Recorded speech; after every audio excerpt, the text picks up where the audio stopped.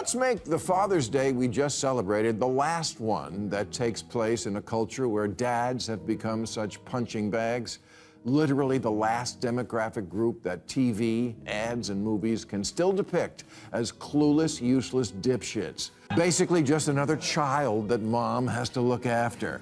Every sitcom is, tonight on ABC, Larry burns down the house. And the tagline in the commercial for every household product is basically, because your husband is a moron. So it looks like Bill Maher's feud with Hollywood is far from over. This time, the comedian is calling out Tinseltown's favorite hobby, shaming men. You can't watch a movie, a TV show, or even a commercial without seeing traditional fatherhood treated like some outdated crime. But Maher isn't having it. In a recent episode of his show, he torched Hollywood elites for their warped depiction of masculinity, and it was as funny as it was brutal. The cultural war on dads has been brewing for decades, but rarely does someone with Maher's platform say it out loud. And what's surprising? Even this self-proclaimed liberal has had enough of it. When someone like Maher starts calling out Hollywood's anti-masculinity bias, you know the pendulum has swung too far. I'm sure we've all seen those ads and TV shows, the ones that make your blood boil. They almost always portray fathers as bumbling fools. The kind of guy who can't change a light bulb without mom rolling her eyes or the kids mocking him. It's insulting, not just to men, but to the entire idea of fatherhood. You know, I'm not sure when this trend started, but I'm gonna blame the 1987 movie 3 Men and a Baby. Maher pinpoints the exact moment. 1987. That's when Hollywood decided that grown men couldn't possibly figure out how to care for a baby. Think about that premise for a second. 3 adult males with jobs and apartments. But put a baby in their hands? Total chaos. The premise of which is that 3 grown men can't manage to keep a baby alive. The same year gave us Married with Children, with its idiot shoe salesman of a father. And that wasn't just one movie. It was the beginning of a trend that would dominate the next 4 decades. The same year gave us Al Bundy, the loser dad who can't provide, can't connect with his family, can't do anything right. Followed by an endless parade of eye-roll, short-bus dads, Homer Simpson, Family Guy, Modern Family, Malcolm in the Middle, Everybody Loves Raymond, Home Improvement, according to Jim. Look at that list. It's not a few bad shows. It's literally the foundation of American sitcom culture for an entire generation. Homer Simpson became an icon. But what is he? A man-child who strangles his son? Peter Griffin? Even worse. These aren't characters. They're caricatures designed to make one point. Dad is an idiot. And it's not just the old-school broadcast TV sitcoms. It's everywhere. It's highbrow streaming stuff. It's major motion pictures. It's minor motion pictures. It's in everything. And look. This is the critical observation. You might think this is just goofy network TV, but Maher's right. It's metastasized. Prestige streaming shows do it. Oscar bait films do it. The mockery of masculinity isn't confined to one genre. It's everywhere. And this isn't just bad writing. It's part of a cultural script that celebrates women by diminishing men. But all these shows can't be lying about what family life is really like, right? That's the dangerous part. When you see the same message repeated thousands of times, it starts to feel true. But all these shows, they can't all be lying about what it's like to have kids. Your EQ is off the charts, Nick. Aha, Nick. I'm Nick now. What happened to Dad? Well, I don't know, Nick. What happened to Dad? You're an asshole. Watch that scene. The kids don't even call him Dad anymore. He's Nick now. His own children have stripped him of his title. And when he tries to exercise any authority, he's mocked and dismissed. Hey, come in here. Why are you acting so dickish? I mean, it is only $10. Bro, do you hear how they talk to me? Do you hear how you gotta say something? The father is pleading for backup. He's asking his partner to acknowledge that their children are being disrespectful. And what happens? Whoa, hold on. When are you guys planning on coming home? By 11 or 12? Yeah, same. You know you both have school tomorrow. That's true. We do. Yeah, he's right. Solid parenting, Dad. Come on. The kids patronize him. They mock him for doing basic parenting, for reminding them about school. That's his role now. Not authority figure, not protector. He's the annoying person who states the obvious. Kids today, they're like Trump. They think the rules don't apply to them. And Mom? Kids have learned from the culture that dad's authority is optional, that his rules are suggestions. And where did they learn that? From every single piece of media they've consumed since birth. Here's where it gets truly nauseating. It's not just the fictional portrayals. Real men with real platforms have jumped on the bandwagon, and they're competing to see who can debase themselves the most publicly. Mom is always the smart one, the good one. He's just lucky to be in her orbit. And I get it that this is a correction to centuries of women being deemed the weaker sex, but how long does the correction last? Maher acknowledges the history. Women were oppressed. Women deserved better, and they deserve equal treatment now. Nobody's arguing against that. But here's the question. How long does the correction last? When do we reach actual equality instead of just flipping the hierarchy? And when will men stop making me throw up in my mouth with the way they pander so nakedly?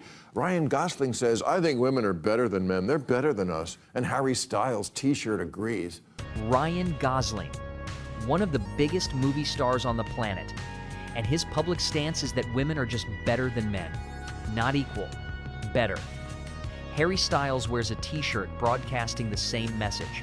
These are mainstream cultural icons teaching young boys that their gender is inferior. Terry Crews believes it. He says women are smarter than men for real.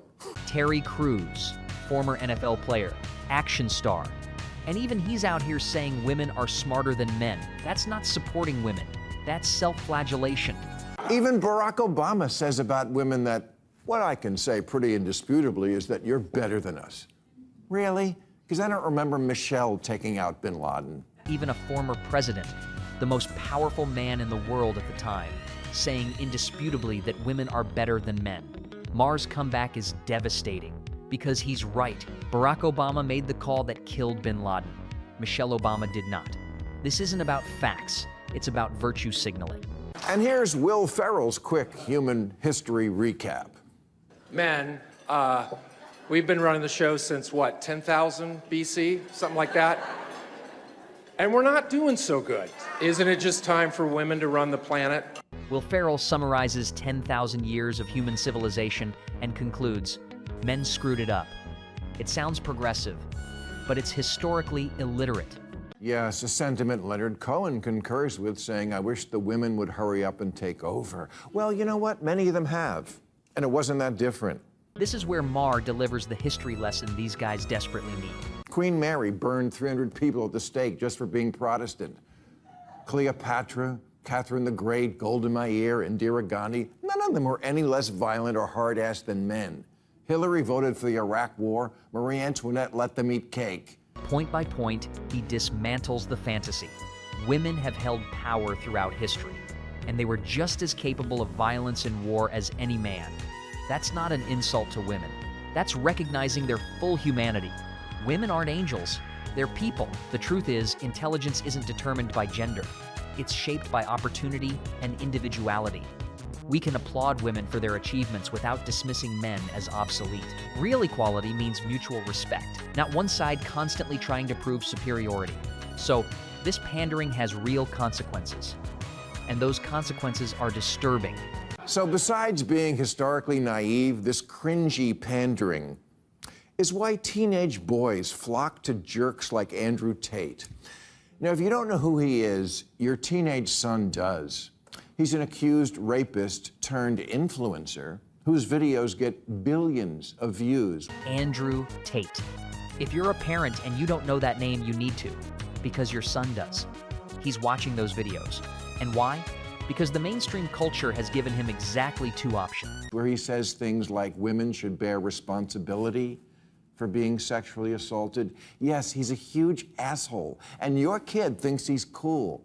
Because that's the choice of role models that an American teenage boy has. Either performative pussyhood or the manosphere. There it is.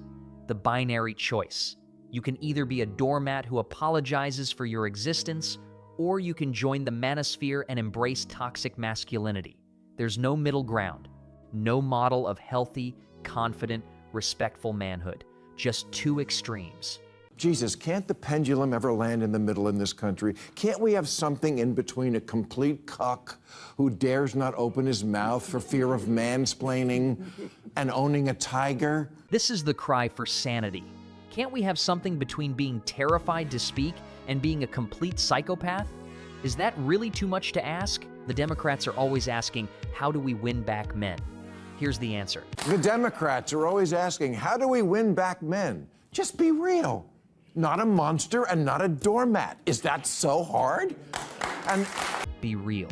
Not a monster, not a doormat, just real. Acknowledge that men aren't demons. Acknowledge that masculinity isn't toxic by default. Acknowledge that fathers matter. Is that so hard?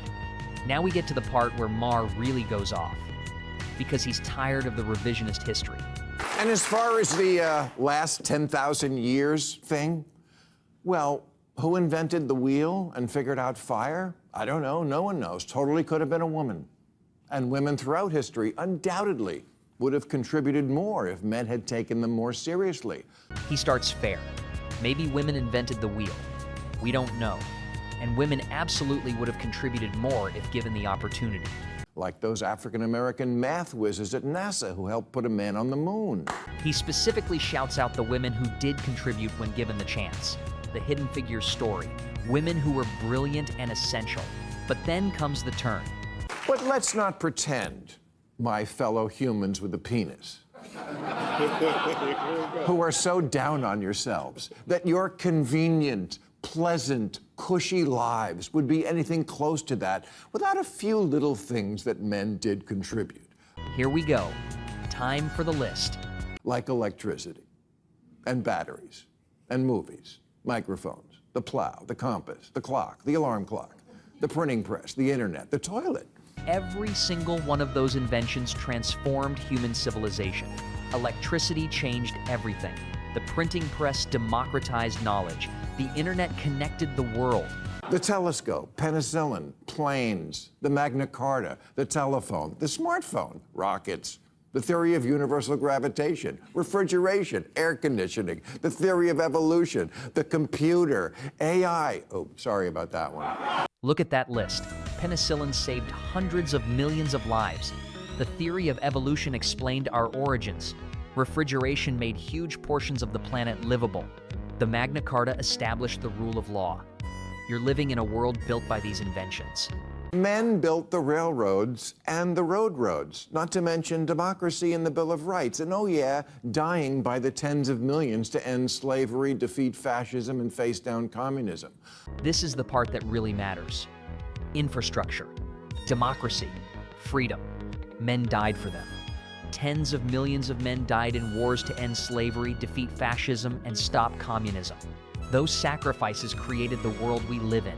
When your power goes out and comes back in 20 minutes, that's because a man in a raincoat went out in the wind and the lightning and climbed a pole and fucked with live wires. And in case you think this is all ancient history, here's the present-day reality. Right now, men are doing dangerous work, climbing poles in storms, fixing power lines, risking electrocution so you can charge your phone. That's happening today, and those men deserve respect. I'm just saying, men were not completely useless. So if you want to... if you want to know what to get Dad next Father's Day, how about a little respect? And there's the closer. After listing invention, after pointing to the infrastructure you use every day, after acknowledging the wars fought and the work still being done, how about a little respect? That's all he's asking for. Not worship, not dominance, just respect. Men deserve respect for their contributions throughout history, for the sacrifices made to protect families and build nations, for the inventions that transformed the world, yet Hollywood often chooses to mock and diminish them. It's time for that narrative to change. At the end of the day, Maher's message hits a nerve. Men have been mocked and stripped of dignity in the name of progress. True equality doesn't come from tearing one gender down. It comes from balance. From acknowledging that both men and women bring value and strength to the world. It's time we stop demonizing manhood and start celebrating it again. Fathers deserve better than to be the punchline. Boys deserve better than to choose between self-hatred and toxicity. How about a little respect? That's not too much to ask. If you enjoyed this video, then hit the like button and subscribe to this channel for more videos like this. Thanks for watching, and I'll see you in the next one.